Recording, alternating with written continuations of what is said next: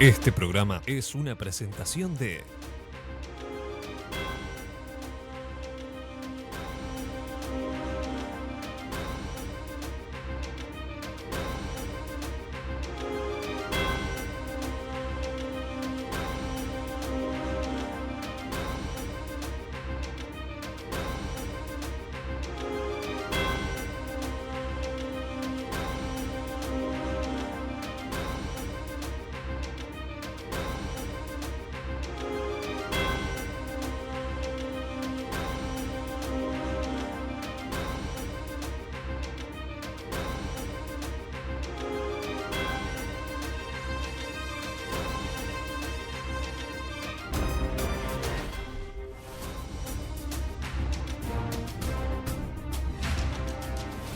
Buenas noches, gracias por estar ahí, estamos en La Mira, estamos en BTV y hoy vamos a tratar el plebiscito que impulsó el PIT-CNT contra la reforma de la seguridad social y lo vamos a hacer en modo de debate, y por eso le agradecemos mucho a los invitados, el senador José Núñez del Partido Socialista, gracias senador por estar, y el senador Jorge Gandini del Partido Nacional, gracias por estar. Un gusto.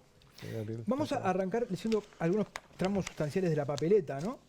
El sistema de seguridad social se va a organizar y gestionar exclusivamente a través del Estado y de personas públicas no estatales, quedando prohibidos los sistemas de ahorro individual con destino jubilatorio. Luego dice que las prestaciones previstas en los numerales 3 y 4 se financiarán sobre la base de contribuciones obreras y patronales, demás tributos establecidos por la ley, no podrán ser afectados a otros fines. La asistencia financiera que deberá proporcionar el Estado se hará si fuera necesario. Y acá un asunto que ha generado polémica. Ninguna jubilación ni pensión podrá ser menor al valor del salario mínimo nacional. Las personas tendrán derecho al acceso jubilatorio a los 60 años y 30 años de servicios continuos o interrumpidos sin perjuicio de bonificaciones, sistema de cómputos especiales, etc. De acuerdo a la previsión establecida en el numeral 1 del artículo 67 de la Constitución, deberán cesar dentro del plazo fijado por la reglamentación las actividades de las AFAP en un plazo que no puede exceder los 24 meses.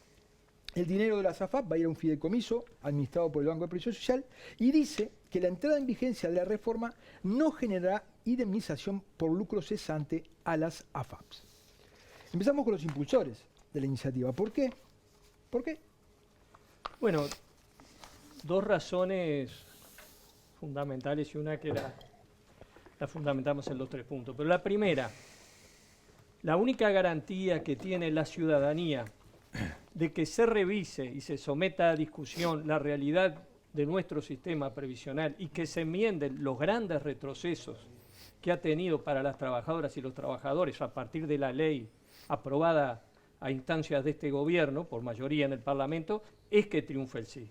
Si no triunfa el sí, si no se aprueba el referéndum, difícilmente se puede abordar realmente una revisión de los principales retrocesos que se han dado con esta reforma.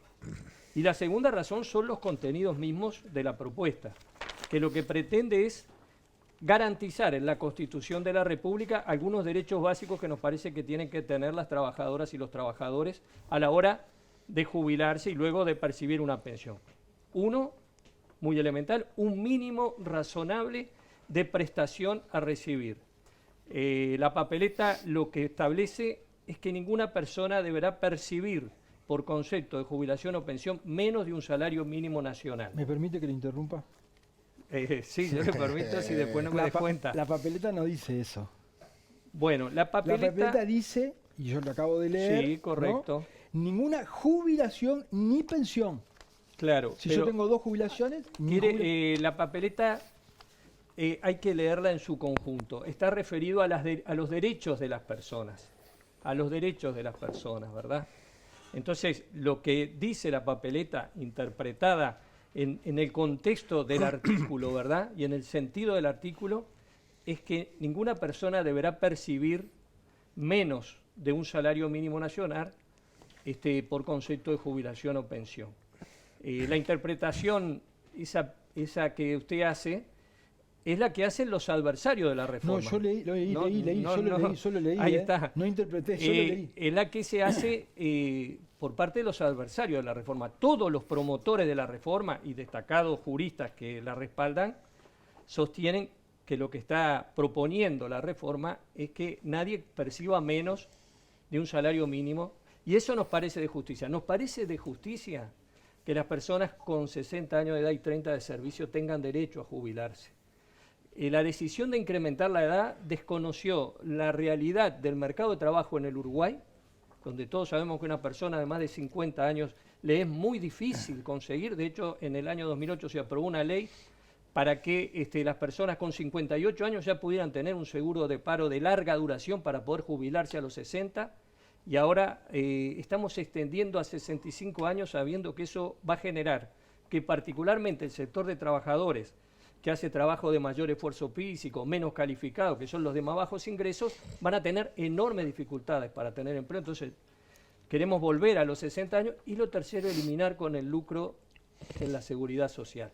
El sistema de la SAFAP ha sido un gran negocio para los bancos, que se quedan con el 19% hoy, antes se quedaban con más, de lo que aportan los trabajadores y las trabajadoras para su jubilación y que va para la FAP, y las prestaciones que se pagan son sumamente bajas.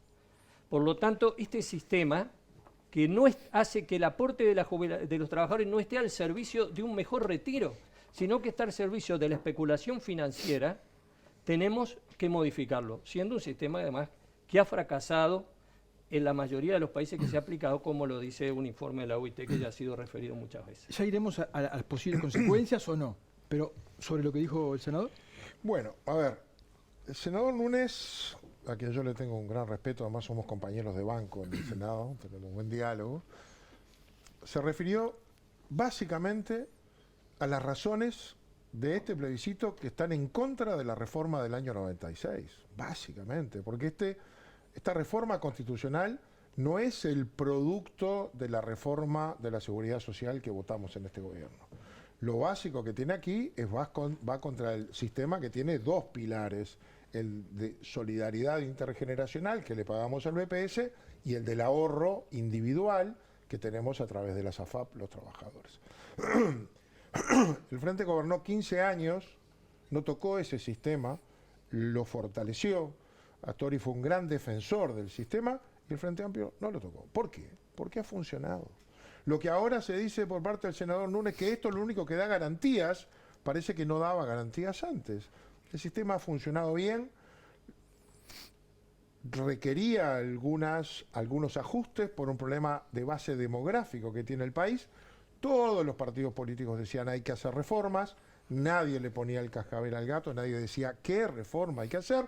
El Frente Amplio nos pintó la ciudad con una frase que decía otra reforma es posible, nunca escribió 2 renglones de esa reforma. Nosotros nos animamos a avanzar sobre eso para darle sustentabilidad en el largo plazo al sistema.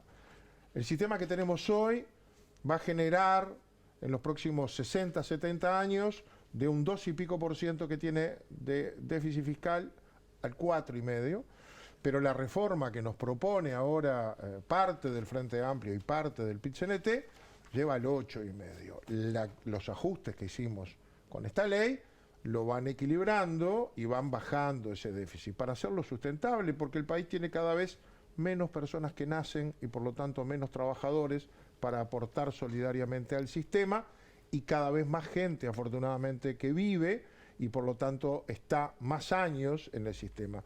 Los ajustes hay que hacerlos y tienen que ser sustentables y viables.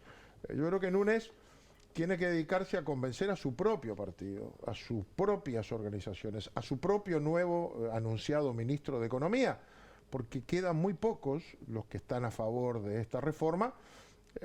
Quizás el Partido Comunista y el Partido Socialista en su estructura dentro del PIT-CNT y adentro del Frente Amplio se fueron llevando puestos a los demás y con esta historia de la libertad de acción lograron un espacio para poder dar su pensamiento y dejaron medio callado a los demás. Pero es una reforma de muy poco respaldo político en todo el sistema. Todos los que quieren gobernar este país, las 5 fórmulas, dicen que no hay que votarlas porque ponen sobre la mesa una cantidad de elementos que indican que sería imposible gobernar el país con este costo, este nuevo costo que se pondría. Solo ese numeral 6 de la reforma, que es el que dice que cada jubilación o pensión tiene que ser por lo menos igual o mayor a un salario mínimo nacional, no dice lo otro. La Constitución no se interpreta cuando dice claramente, acá la Constitución dice, no dice ninguna persona podrá tener beneficios jubilatorios menores al de salario público. No, dice, ninguna jubilación ni pensión podrá ser menor. Por lo tanto, si alguien tiene una jubilación y 2 pensiones, cada una de ellas va a ir al máximo. Eso solo al otro día, porque no tiene fecha de vigencia, esto se pone el 28 de octubre, si se aprobara en este gobierno, se pone en vigencia, al otro día eso solo pasa a costar $1.000 millones por año. ¿Algún comentario sobre lo que dijo Gandini? Sí, varios. En primer lugar, insistimos, acá tengo, mire, una fotocopia del libro del profesor doctor Corseniak sobre derecho constitucional. Dice, es generalmente admitido que las normas de una constitución deben interpretarse, especialmente en caso de duda, en función de los principios políticos filosóficos que la inspiran primordialmente, ¿verdad? Así que yo reitero que lo que dice la papeleta es que ninguna persona deberá percibir menos de un salario mínimo nacional por concepto de jubilación o pensión. Ese es el sentido con que fue elaborada y realizada esta propuesta. El costo estimado por el Banco de Previsión Social para el año 2022 de llevar a hacer realidad este planteo eran $460 millones por año, que en realidad, como se han incrementado las jubilaciones más que la evolución del salario mínimo nacional, seguramente ese costo se vea reducido. Ya se reduciría si se hicieran de nuevo los cálculos y seguramente en el año 2025 todavía sería menos. Fíjese usted que de los 1.480, 70 millones de dólares que en el año 2023 el BPS le transfirió a la SAFAP, 280 más o menos, 270, no fueron para el fondo de inversiones que luego va a dar lugar a la renta de jubilación, sino que fueron para la prima del seguro, fueron para las utilidades de la SAFAP, para sus gastos de funcionamiento. O sea que casi que con la plata con la que se quedan el sistema financiero a partir del sistema de AFAP, se podría financiar este incremento de las jubilaciones y las pensiones mínimas. Por lo cual para nosotros es algo absolutamente abordable y financiable. Así que en ese punto discrepamos. En la medida que se aprueba la reforma y el BPS deja de tener que transferirle a la SAFAP los 1.400 y pico o 1.500, porque esto va creciendo todos los años, de millones de dólares, esa plata queda en el BPS, se podrá utilizar para pagar el incremento de la jubilación mínima y también se podrá utilizar para evitar que el Estado le tenga que mandar 500 millones de dólares por año para cubrir sus gastos. O sea que Rentas Generales va a poder destinar esos 500 millones de dólares para, por ejemplo, la pobreza infantil, la educación, la vivienda, otras asignaturas pendientes, porque no va a tener que mandárselos al BPS. Así que discrepamos con ese punto, y sé que se me acaba el tiempo, pero quiero decir, esta iniciativa, como bien dice el senador Gandini, no es del Frente Amplio, es del PIT-CNT y de FUCBAN y de otras organizaciones sociales y algunos partidos políticos del Frente Amplio la estamos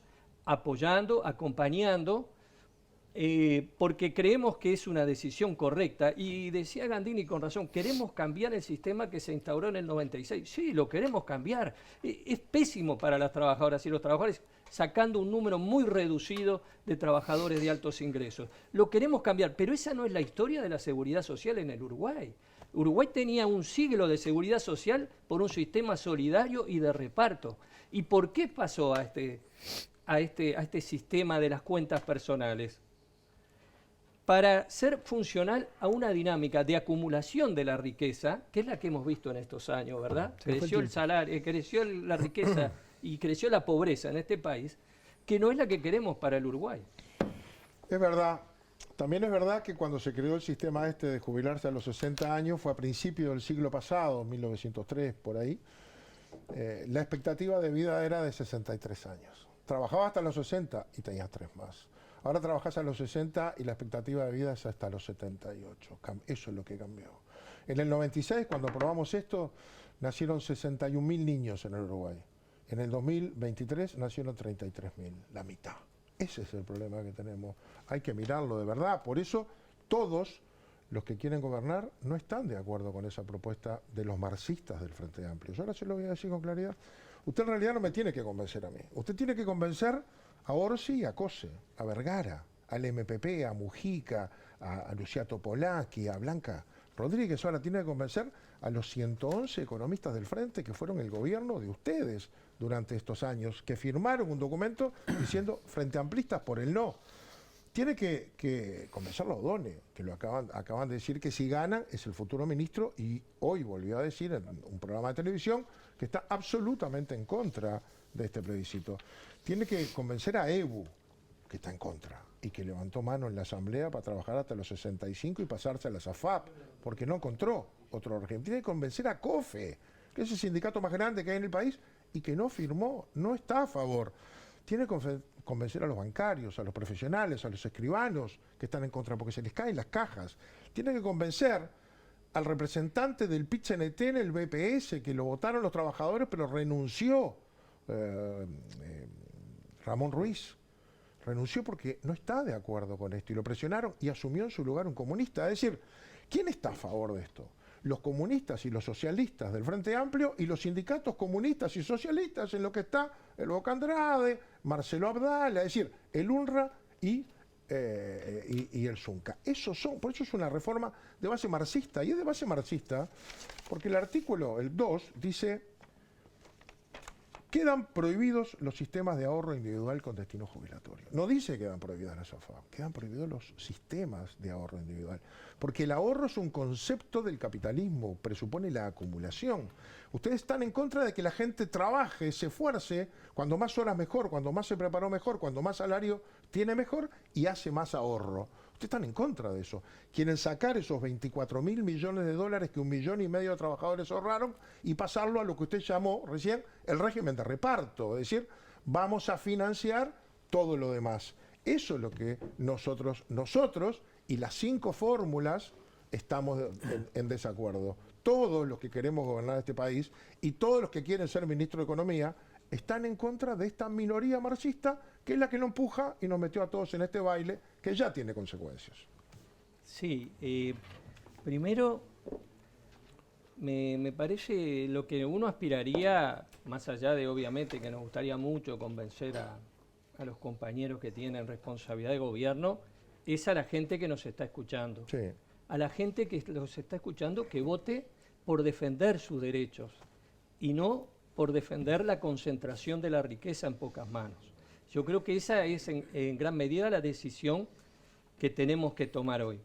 De alguna manera, Gandini insiste que esta es una propuesta marxista. Para hacerlo ideológico. Yo creo que conoce muy poco de marxismo y por eso lo dice. Bastante. Porque realmente discutí bastante con los marxistas. Sí, discutió, pero eso no quiere decir que conozco. Había que conocerlos. Porque ese tema de que el marxismo se opone al ahorro individual o a la acumulación es realmente un disparate, ¿no? Sí, en serio. Y le recomiendo que lea, por ejemplo, al economista Prurasensky y a otros que le van a poder ver eso. Lo que se opone el marxismo, y yo soy marxista a mucha honra, es a que la economía funcione al servicio del capital y de la concentración de la riqueza, y lo que nosotros queremos es que la economía funcione al servicio de la vida y de la gente, y de que la gente viva mejor. Y esta reforma que se hizo en el 96 y que ahora se continúa en este año 2023, lo que hace es sacrificar a la gente en función de la acumulación de riqueza de unos pocos. Y eso es lo que la gente tiene que decidir cuando vaya a votar la papeleta. Si se resigna a que la economía funcione con esa dinámica que hace más ricos a unos pocos y más pobres a la mayoría, o si tratamos de que la economía funcione al servicio de que la gente viva mejor. Usted hablaba que a principios de siglo la gente se estableció a los 60 años. ¿Cuál era la tasa de reemplazo? Era prácticamente el 100% a los 60 años. Ahora está en el 45%. O sea que efectivamente ha habido ajustes. No es que estamos igual que a principios de siglo. ¿Usted sabe cuánto se multiplicó la población en el Uruguay desde principios de siglo hasta ahora?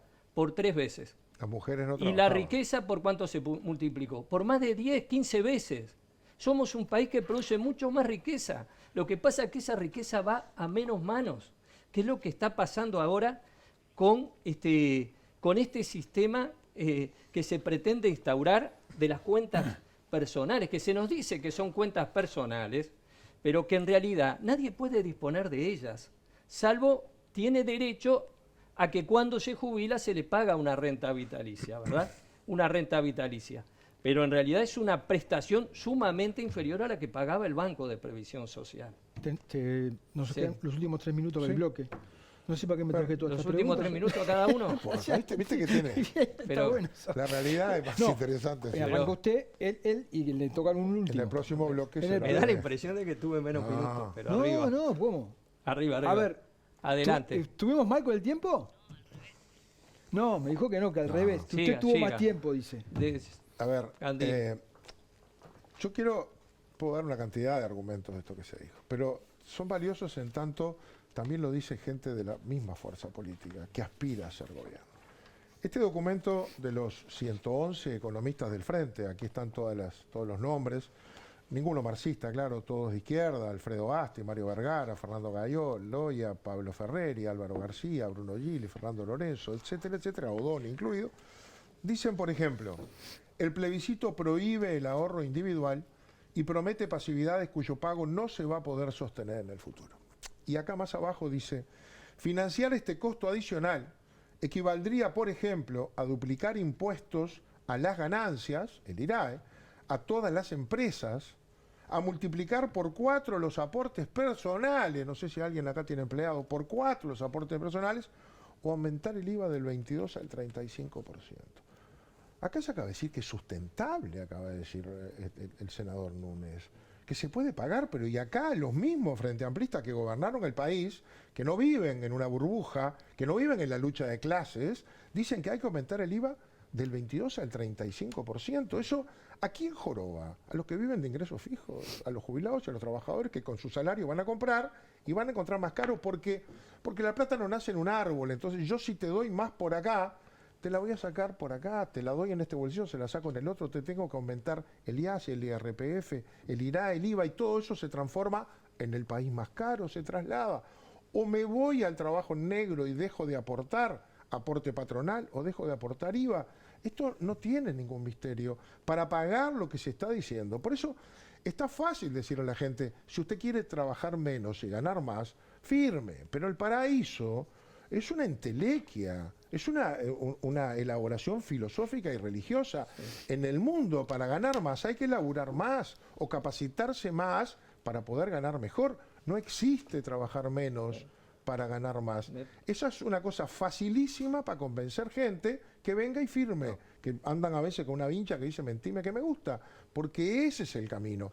Pero cuando nos tenemos que poner serios para gobernar el país, no hay uno, salvo Lesker, que si hubiera sido designado ministro de Economía eventual, a lo mejor iba por este camino, pero no fue, ni Constanza Moreira, ni ninguno de los que sostienen esto. Todos los demás están en el camino contrario, porque quieren un país serio y manejable. ¿Me permite? Diga. No, lo primero es que aquí lo que se está planteando, lo que se ha planteado, lo que se ha resuelto con la ley 20.130, es que la gente tiene que trabajar más para ganar menos, ¿verdad? O sea, lo que ha resuelto el gobierno, o la mayoría parlamentaria del gobierno, es que la gente tenga que trabajar 5 años más de su vida para cobrar luego una jubilación durante 5 años menos, ¿verdad? O sea, que va a aportar 5 años más y va a cobrar 5 años menos. Y además, en muchísimos casos va a cobrar menos de lo que cobraría por el sistema anterior.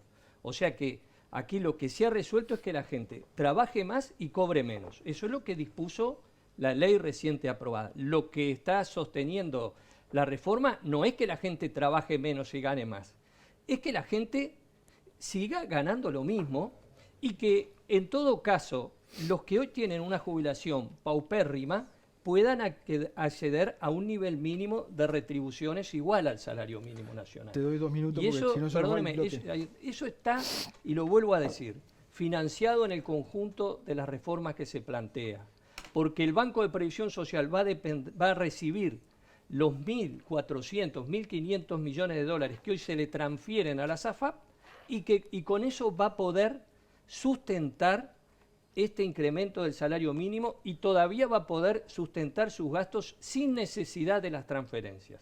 Y esta situación no es para un año o dos.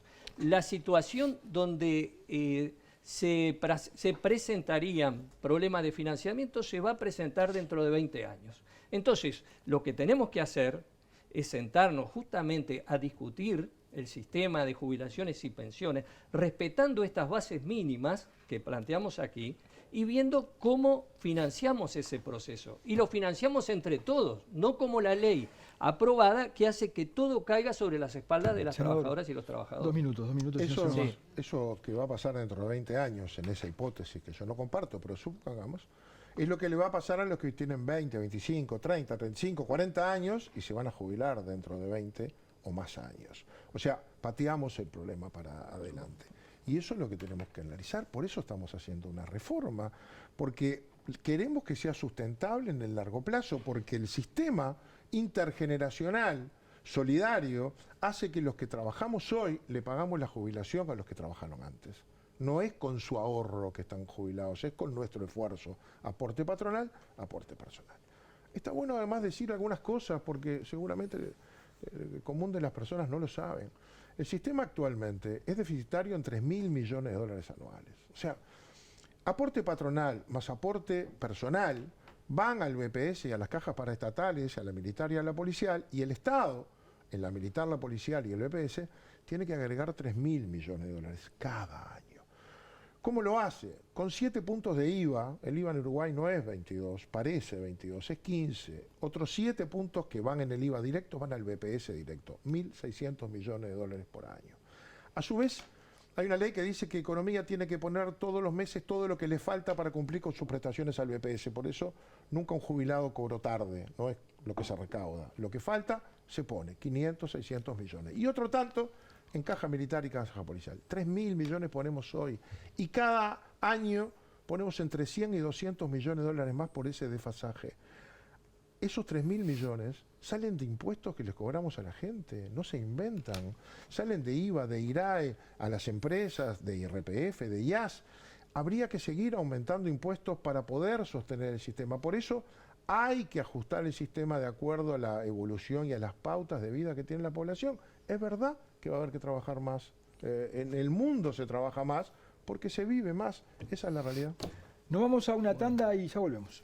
Pero seguimos con este tema. Sí, claro. No sé, hablamos. Muy bien, seguimos en la mira con el senador del Partido Socialista, José Núñez, con el senador del Partido Nacional, Jorge Gandini, hablando del plebiscito impulsado por el PIT-CNT para reformar el sistema de seguridad social en un país con crecimiento de natalidad negativo. 8 de cada 10 muchachos en los sectores pobres abandonan la educación secundaria, 6 de promedio, cada vez menos gente, cada vez menos preparada y cada vez una sociedad más envejecida. Los pocos y pobres que aportan cada vez menos van a tener que financiar a los viejos y que van a ser cada vez más. En Uruguay tiene la tasa más alta de infantilización de la pobreza del continente, que es la relación de niños pobres con adultos mayores pobres. Son 10 veces, por lo menos, según una medición, menos pobres o más ricos los ancianos que los niños. Si esta reforma sale, va a haber que gestionarla, va a haber que encarar y salir para adelante. Entonces yo pregunto, ¿vamos a seguir postergando la infancia, que según Naciones Unidas con 350 millones de dólares por año se terminaría la pobreza por ingreso? ¿Cómo hacemos? ¿Qué vamos a tener que hacer si sale? Uruguay tiene 20% de pobreza infantil, ¿sí? Tuvo 18, Sí. 19, 20. Tiene 2% de pobreza de los 65 para arriba. Exacto. Hay una transferencia de recursos a esos sectores y no hacia los que no hacen huelga ni protestan. Estamos todos esforzados en poner recursos, poner cabeza, poner políticas allí para aportar justicia y mejorar ese tránsito hacia la vida adulta. Eso requiere plata. Una reforma como esta se lleva todos esos recursos y muchos otros, porque está en la Constitución y hay que cumplirla. Y por lo tanto, para cumplirla hay que destinar recursos que no pueden ir a otros lados. Sobre todo si mantenemos eso de que no vamos a poner más impuestos. Entonces, yo que hago presupuesto permanentemente, te diría que la palabra que se impone es reasignar. Es decir, si no generás recursos nuevos, tenés que sacar de un lado para poner en el otro. Y esto está en la Constitución. Lo decimos nosotros, lo dice el documento de los Frente Amplistas, título 4. El plebiscito tiene impactos negativos inmediatos y compromete seriamente la capacidad del Estado de destinar recursos a otras políticas prioritarias. Lo dijo Odone hoy. Odone dice, no se acaba el mundo, no es el fin del mundo, hay que gestionarlo, se puede gestionar.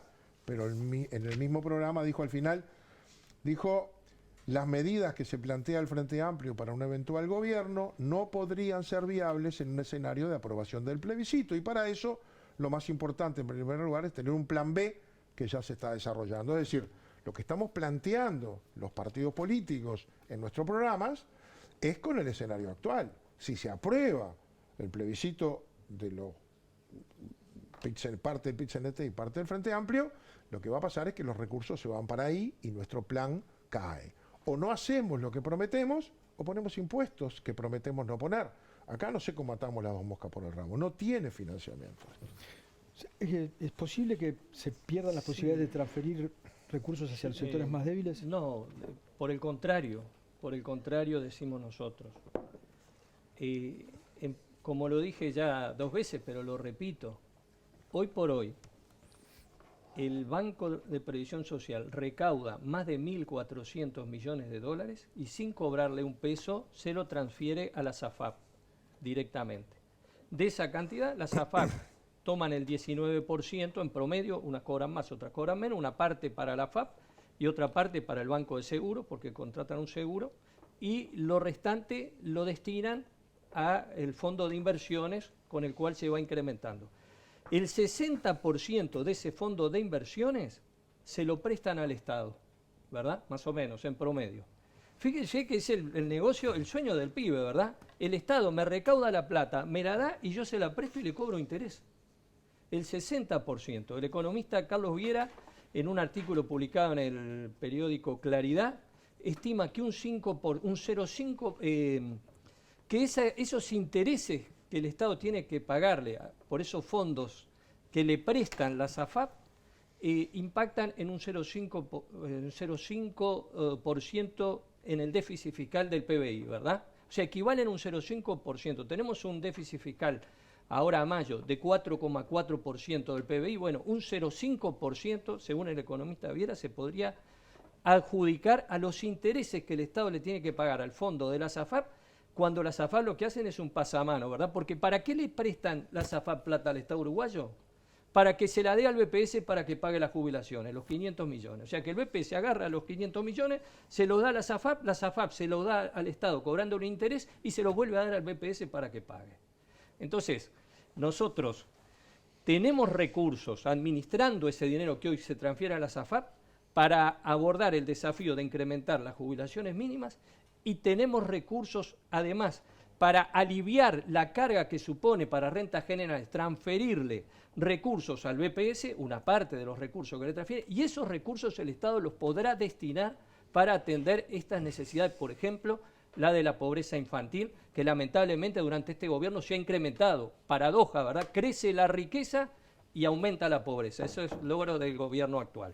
Ahora bien, eso no es suficiente para resolver el problema a largo plazo, eso es verdad. Nos tenemos que sentar a analizar. Uruguay tiene un costo, un gasto tributario, lo informó la ministra de Economía, de más del 6% del Producto Bruto Interno, cuando en la OCDE el promedio es del 3%. Fíjese que habría que revisar el gasto tributario. Renunciamos a cobrarle impuesto a las ganancias a las empresas, impuesto al patrimonio a las empresas, IVA a las empresas supuestamente para promover la actividad económica. Hay que revisarle si eso está todo bien dirigido, porque de allí podríamos obtener recursos para financiar nuestro sistema previsional. Tenemos una informalidad superior al 20%. Tenemos evasión fiscal. ¿Por qué no nos concentramos en reducir la informalidad y la evasión fiscal? Tenemos problemas de natalidad y vamos a resolver los problemas de la baja tasa de natalidad condenando al hambre a los jubilados y a los pensionistas. Lo que tenemos que sentarnos a encontrar políticas para promover el crecimiento económico, la natalidad, para construir un sistema de jubilaciones y pensiones que no sea un instrumento del lucro del capital financiero y que esté al servicio de la gente. Y termino con esto.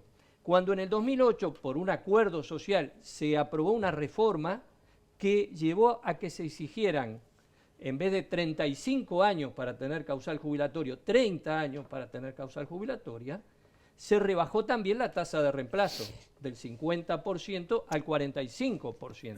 O sea, los trabajadores estuvieron dispuestos a aportar para construir una solución mejor que contemplara y le diera la posibilidad de jubilarse a una gran cantidad de gente. ¿Qué pasa con esta reforma de gobierno? Senador.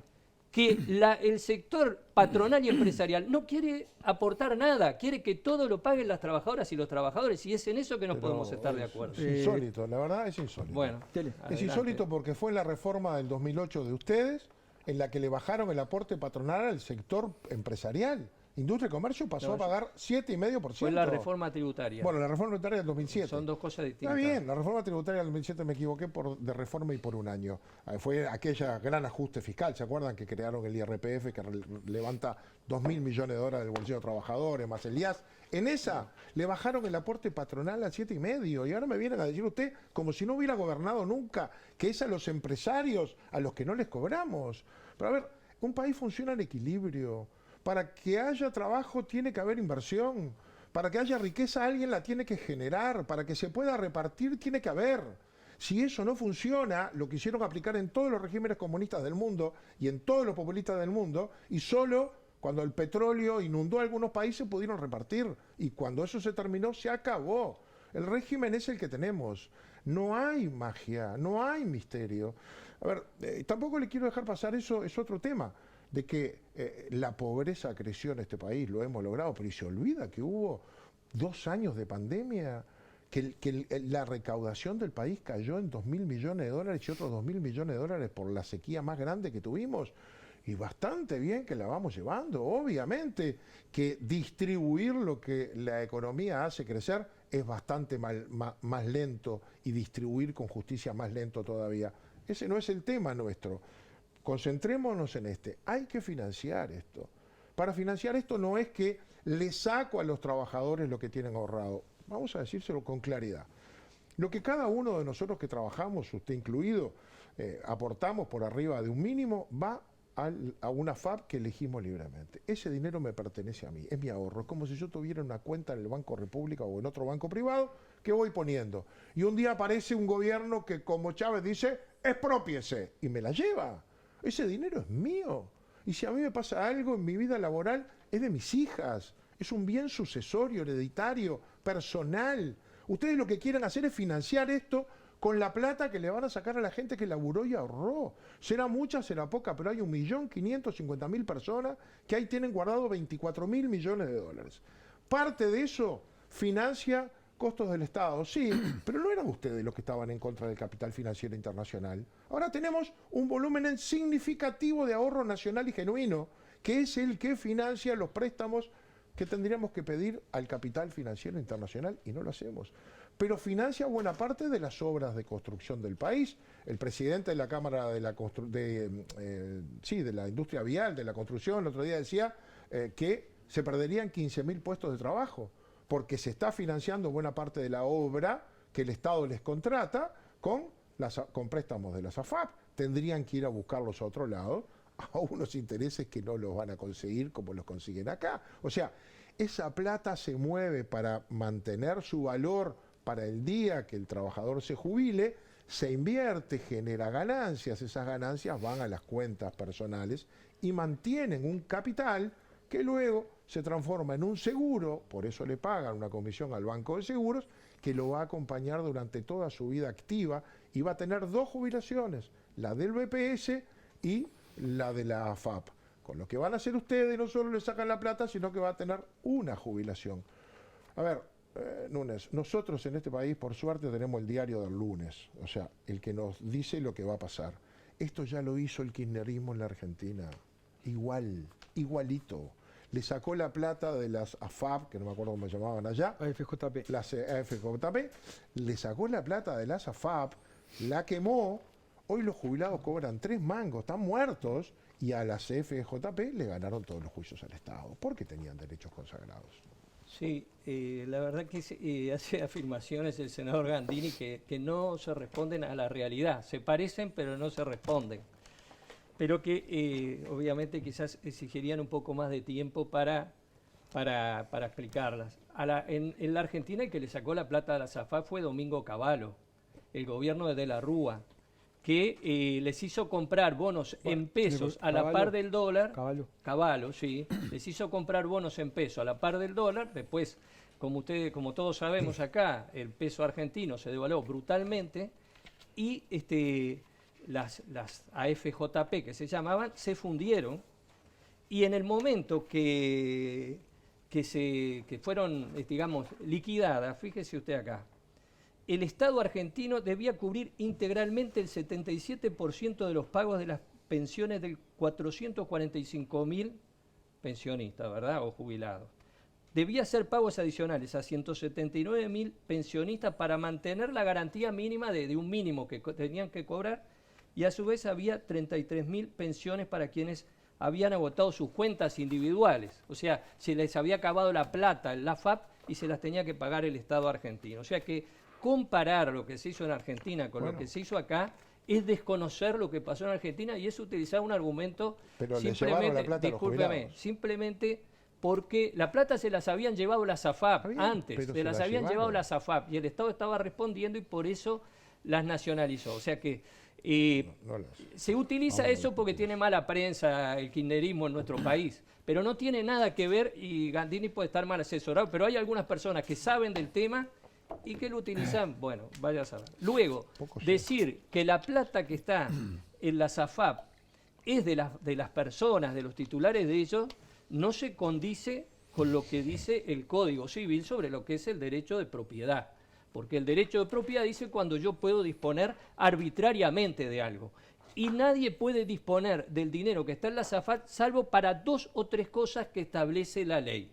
Y a cambio de disponer para 2 o 3 cosas que establece la ley, se recibe una prestación paupérrima en el 95% de los casos.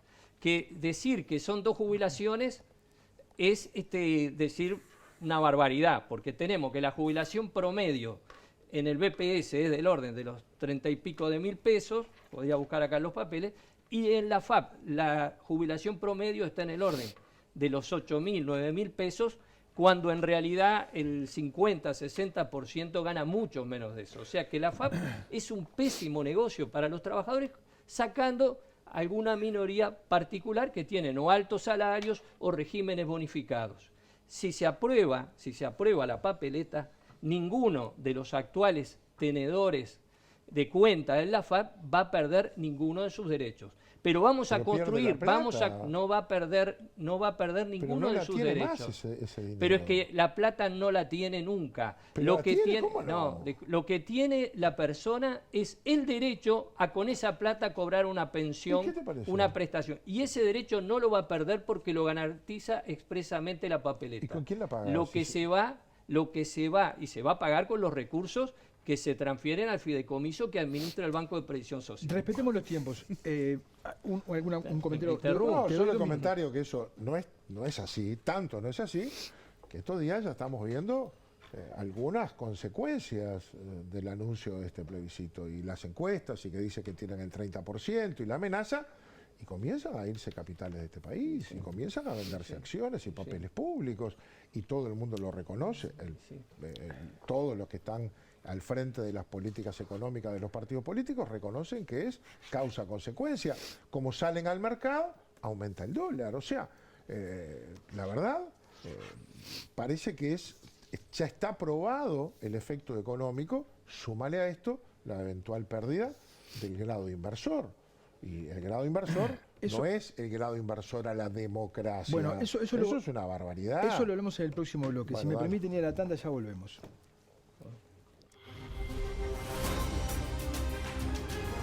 Seguimos en la mira con los senadores José Núñez y Jorge Gandini hablando del plebiscito del PIT-CNT. Me van a quedar muchas cosas afuera, pero hay cosas que dependen de nosotros y otras que no. Sobre las que dependen de nosotros, sobre las que no, le quiero plantear el tema de cómo va a reaccionar el exterior ante esto. Porque hay cosas que de pronto ustedes consideran que no son negativas, pero si perdemos el grado inversor no depende de nosotros. Esa es la primera parte de la pregunta. Y la segunda es, no es sesgado lo que voy a decir porque los dos posibles ministros de Economía, ya sea el del Partido Nacional, Diego Labat, ya sea el del Frente Amplio, Gabriel Odone, dijeron que si esta reforma sale, va a ser necesario poner impuestos. Entonces, ¿estamos asumiendo eso por los dos lados, de los dos ministros de Economía de vuestros sectores? Grado inversor. Sí, en primer lugar una precisión. La reforma tributaria del Frente Amplio no le rebajó los aportes patronales al BPS, porque el sector de la industria aportaba 0 y el comercio aportaba el 15%. Allí lo que se hizo fue un promedio y por eso se entendió que se iba a mantener el volumen de los aportes patronales si todos los sectores aportaban un 7,5%. Primero, una corrección al respecto de eso.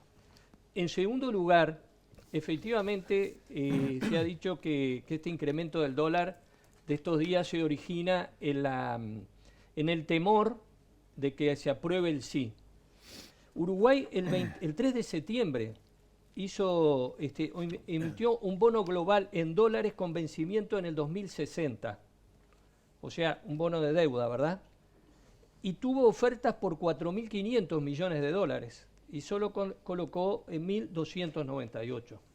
O sea que Uruguay tiene crédito internacional para financiar eventualmente acciones u obras que hoy se estarían financiando con los fondos de la SAFAP. El incremento del dólar, bueno, tendrá que ver con muchos factores. Yo lo asocio también a la presión que hacen los operadores del mercado, porque este es un gran negocio, justamente, es un gran negocio para unos pocos, pero es un gran retroceso para los trabajadores, como lo recomienda la propia OIT. Que el grado inversor no depende de nosotros, sino de cómo nos evalúen afuera. El grado inversor nos lo dan consultoras externas, por lo tanto, lamentablemente sí, pero nosotros vamos a aceptar la dictadura del capital financiero internacional. Sí. Esa es la gran cuestión que tenemos que resolver. Nos resignamos a que la economía funcione en beneficio de unos pocos y que la mayoría la pase cada vez peor. Esa es la pregunta. O tratamos de afirmar nuestra soberanía nacional y construir un sistema solidario y justo de jubilaciones y pensiones. Claro, ese es un dilema que nos tenemos planteado. Nos rendimos ante el capital financiero internacional y trabajamos para eso y vemos cómo nuestra gente va pasando cada vez peor. Esa es la pregunta. Es increíble. Uruguay ya perdió el grado de inversor una vez y nos esforzamos todos por recuperarlo. Era muy importante tenerlo porque los intereses que pagábamos por deuda eran mucho mayores al no tenerlo y porque además una cantidad de inversores no podían venir a Uruguay porque sus accionistas no permitían que invirtieran en un país que no tenía grado de inversor. Y en eso hizo un gran esfuerzo el propio Frente Amplio para recuperar el grado de inversor. O sea, en sus palabras, todos nos rendimos al capital financiero internacional. Yo no lo veo como una rendición, lo veo una adaptación al mundo realista en el que vivimos, que es el mundo del capitalismo. Y hay que trabajar en eso, hay que adaptarse a eso. Podría ser gravísimo para el país perder el grado de inversor ahora. A su vez usted dice, Uruguay puso un bono internacional, qué sé yo, está en contra del capital financiero internacional, pero me dice que en el mundo nos prestan plata. Sí, claro que nos prestan plata. Es el capital financiero internacional. Y si derogamos esto, el que perdemos es el capital financiero nacional. Que la gente con su ahorro financie buena parte de lo que necesitamos y no tengamos que acudir al capital financiero internacional. Ahora, yendo a la pregunta tuya, que no respondió hábilmente mi Gracias colega. por lo de Avi. Vamos a poner impuestos. Bueno, Álvaro Delgado, nuestro ministro propuesto, han dicho que no, que ese es un límite y un compromiso. Diego Labat han dicho que no, que ese es un límite que nosotros nos hemos autoimpuesto. Por lo tanto, ¿incluso con esta reforma? Sí, y tendremos que reasignar. Por eso decimos, habrá que sacar plata de otro lado, porque si vos ponés impuestos, terminás afectando a los que con políticas sociales querés, por lo menos no los jorobo más, porque si le pongo impuesto, ¿a quién le pongo? Si le pongo al gran capital, se va. Termino poniendo y distribuyendo con más IRPF o con más IVA o con más estos impuestos que son los que recaudan. A ver, en este país recauda el IVA y el segundo es el IRPF con el IAS. Todo lo demás es medio chaucho y palito. Por lo tanto, si voy a cargar esos impuestos o voy a poner nuevos impuestos para pagar la reforma, lo que genero es más pobreza a los que tienen más dificultades. Entonces habrá que reasignar. No sé cómo, porque además podemos llegar a perder ese grado de inversor y podemos llegar a perder inversionistas que son los que generan puestos de empleo, crecimiento de la economía y demás. Si los números son como se manejan, la verdad, Jorge, yo no entiendo cómo no se puede financiar sin impuestos esto. No, la verdad es todo un desafío, la verdad que es todo un desafío. Pero el posible ministro del Frente dijo que va a haber que tocar los impuestos. Bueno, primero vuelvo a insistir que no aceptamos que el país deba perder su grado inversor por terminar con el régimen de la SAFAP. Como dice el informe de la OIT que hemos mencionado y que es público, hubo 30 países que establecieron el sistema de la SAFAP, 18 lo dejaron sin efecto porque era absolutamente contrario a los intereses del país y de sus jubilados y jubiladas, y no por eso han perdido el grado de inversor. O sea que acá se nos pinta un escenario de terror por defender un negocio que no es un negocio para las trabajadoras y los trabajadores, y esa es la primera cosa que yo quiero destacar, ¿verdad? O sea, acá los que están lucrando con la SAFAP son un grupo reducido de instituciones financieras en detrimento de una mejor jubilación de las trabajadoras y los trabajadores. Y querer superar ese sistema y volver al régimen solidario no tiene por qué ser causal de que el país pierda el grado inversor. O sea, el país va a perder el grado inversor por mejorar las jubilaciones mínimas de 17 o de 18 a 23 mil pesos. El país va a perder el grado inversor por asegurarle a sus trabajadores y trabajadores la posibilidad de jubilarse a los 60 años si tiene 30 años de servicio. Nosotros no compartimos. Estamos, como lo he dicho y lo han sostenido todos, aún críticos a la reforma, como Simbe creo que hace un informe y dice, por 20 años la situación está financiada. Hay que prever y hay que definir cómo se va a financiar el sistema de 20 años para adelante. Bueno, allí es donde hay que sentarse y hacer verdaderamente un diálogo social, como lo propone el Frente Amplio, decir cómo van a ser las prestaciones, decir cuánto van a salir y cómo las vamos a financiar. Acá cuando se habla, nos olvidamos del costo de la transición de esta reforma. Nosotros por 40 años le vamos a pasar 5.000 millones de dólares a la SAFAP del Estado uruguayo de rentas generales para financiar la transferencia de los trabajadores y trabajadoras con salarios más altos de las cajas paraestatales al régimen de la SAFAP. Son 5.000 millones de dólares que nos va a costar eso y que si sale la reforma nos lo ahorramos. Entonces, como volví a decir, tenemos el gasto tributario del Estado, o sea, creo que hay recursos para abordar en una discusión de diálogo social una nueva reforma. Tenés 3 minutos y te pido para poder cerrar con... En los casos en que dicen que algunos países abandonaron la SAFAP, se fueron al régimen exclusivamente de ahorro, como Chile. Nosotros tenemos un régimen muy inteligente, que es mixto. Son los dos sistemas que conviven y se compatibilizan y funciona muy bien. Lo segundo es que Núñez habla como si no hubieran gobernado. Habla peste de la SAFAP. Se llevan todo el negocio, todo el capital financiero, lo que le pagamos, la plata. Pero gobernaron 15 años con mayorías absolutas. No se requiere una reforma constitucional para deshacerse de la SAFAP. Y no tuvieron ni la voluntad ni las mayorías propias para hacerlo. Hemos convivido todos con la SAFAP y hemos estabilizado un sistema que es política de Estado, Núñez. Es política de Estado, están en contra ustedes. No, perdón. Los comunistas y los socialistas. Está en y contra sí gobernaron. El movimiento obrero, el movimiento sindical uruguayo. Porque el Cuesta Duarte ha hablado poco, el delegado en el BPS renunció, los muchachos de COFE no hablan, los de AEBU, que son los más poderosos, serán muy socialistas, pero no son tontos, ¿eh? Levantaron la mano para el régimen de AFAP y pasaron a trabajar hasta los 65 años. Es decir, no se puede decir. El régimen de AFAP se los impuso la ley. Todas las cajas paraestatales eran contrarias a pasar al régimen de la AFAP y tú lo sabes. Pero votaron eso porque no tuvieron otro sistema. Y te voy a leer. Y no tuvieron porque estaba vigente la ley 20.130. Esto lo dijo en el 2018 Danilo Astori. eliminar el sistema mixto sería muy mala decisión para el país, que va en el sentido contrario al rumbo necesario. Uruguay necesita una profunda reforma de su sistema de seguridad social que involucre a todos los principales parámetros, edad de retiro, haber de retiro, tasa de reemplazo, y que tome nota de los cambios demográficos que ha experimentado. Y como parte de esa reforma tenemos que fortalecer el sistema mixto, etcétera, etcétera. Esto era Astori en el gobierno, o sea, esto hay un acuerdo político más allá de las minorías radicales de la izquierda, que no han podido, por suerte no han podido, y creo que no van a poner. Todavía no nos contestó si van a poner impuestos o no. Y cuando ustedes se callan la boca en este tema es porque van a poner impuestos, sepan, le dicen que la van a mejorar por acá, le van a llevar la plata de la SAFAP, pero le van a poner impuestos, porque no dicen en el programa a viva voz que se comprometen a no poner. 2 minutos cada uno, pero de verdad, porque si no, no llegamos con esta pregunta, ¿qué suponen ustedes?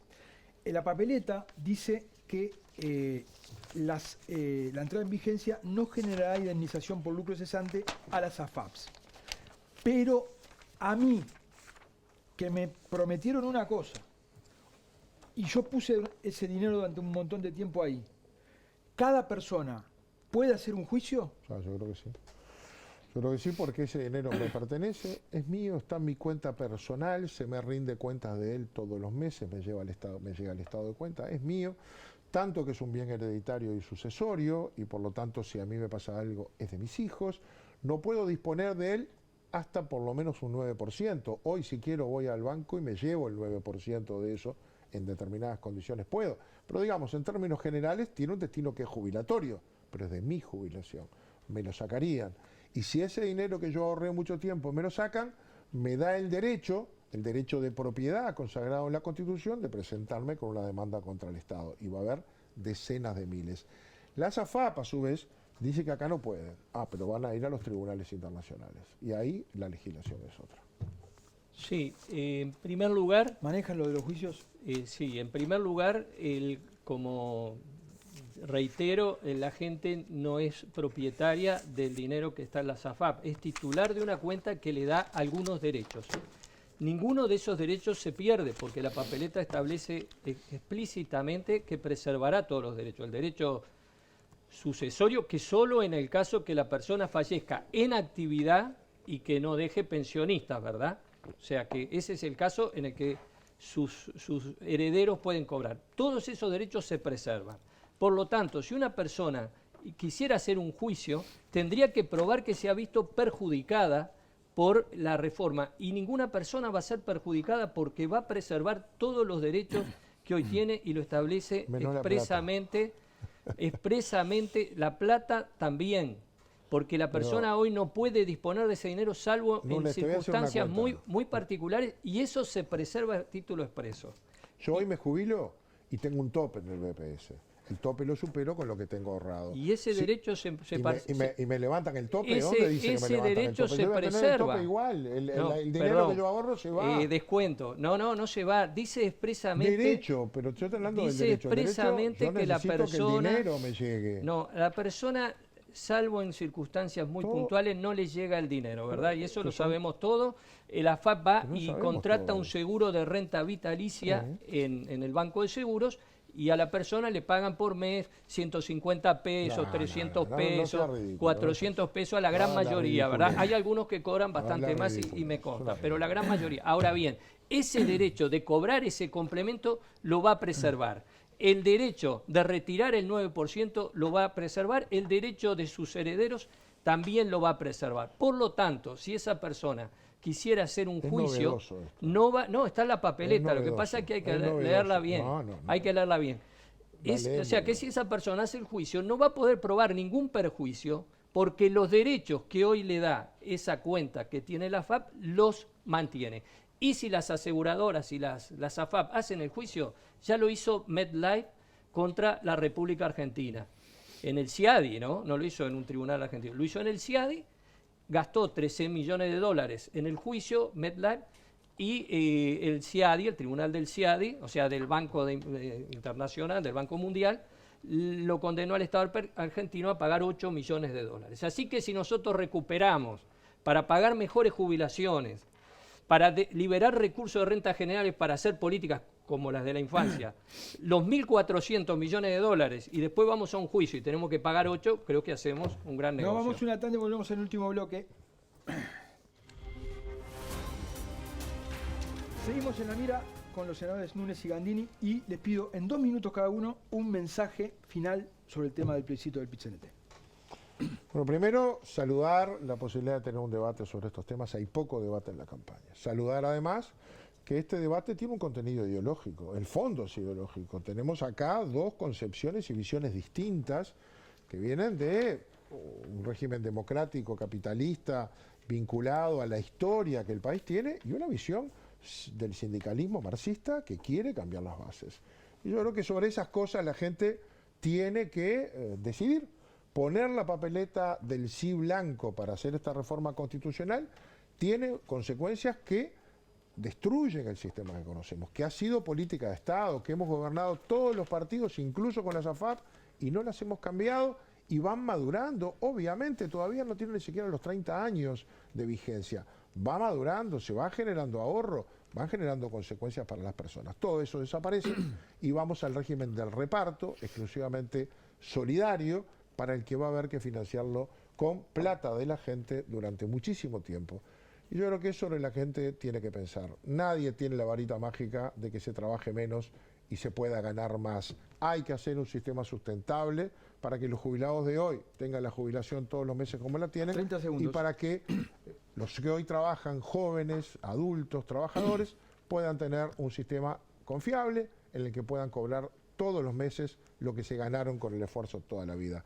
Este sistema que tenemos funciona. Si se quiere cambiar, en el próximo gobierno discutamos otra ley, pero la Constitución es rígida y no nos permite movernos de esto. Sí, yo quiero invitar a los oyentes a acompañar el sí, justamente para restablecer las bases solidarias de nuestro sistema de jubilaciones y pensiones. Y porque es importante establecer garantías en la Constitución de la República para este sistema.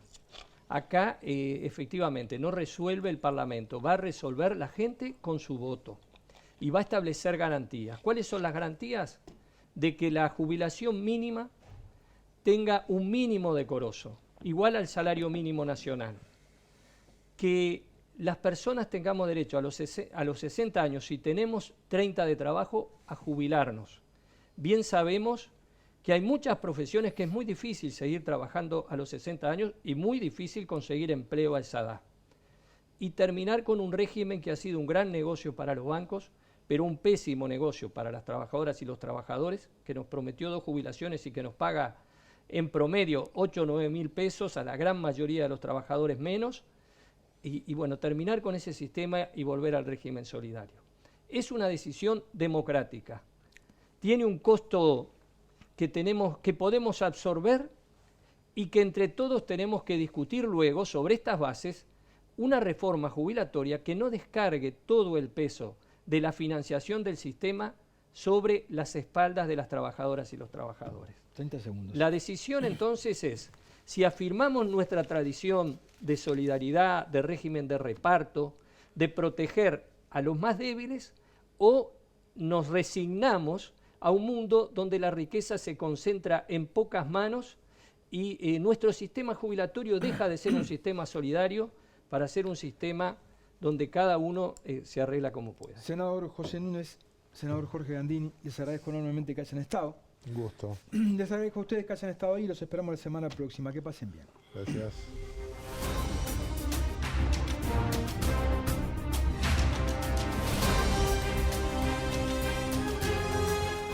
Este programa fue una presentación de